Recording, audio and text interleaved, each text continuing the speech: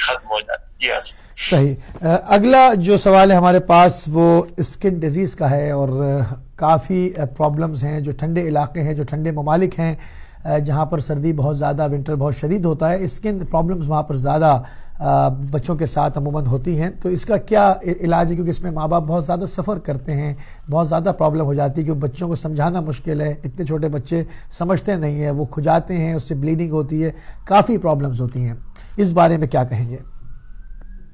جی ہاں، skin disease دیکھیے دو طرح کی ہیں، ایک جیسے خارش وغیرہ، کھجلی وغیرہ، ایک یہ کہ نہیں ادھر جو ہے بالکل ایک زخم سا ہو جاتا ہے، انفیکشن ہو جاتا ہے، کبھی ہاتھ کے ناخن میں، پاؤں کے ناخن میں۔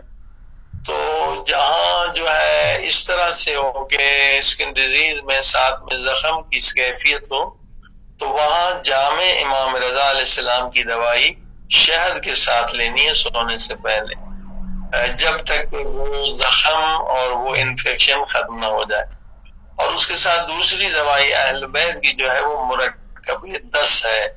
مرکب دس تمام تقریباً جو اسکن ڈیزیز کے لیے بہت پاورفل دوا ہے، اور نہ فقط اسکن ڈیزیز بلکہ وہ پیٹ کی بھی بہت ساری بیماریوں کے لیے بہت مفید ہے، اور بلکہ وزن گرانے میں بھی کام دیتی ہے مرکب دس، اس کے استعمال سے انشاءاللہ۔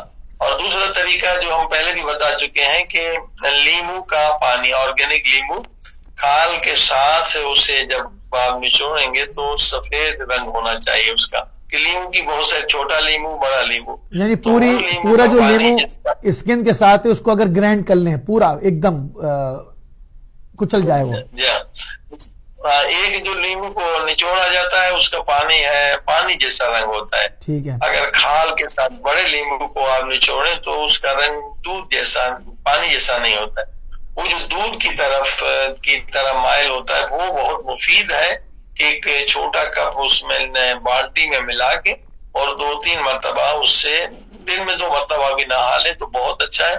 ایک ہفتے میں یہ پرانی کئی سالوں کی پرانی کھجلی، خارش، یہ بچوں کو اس سے بہت فائدہ ملتا ہے۔ جی ہاں۔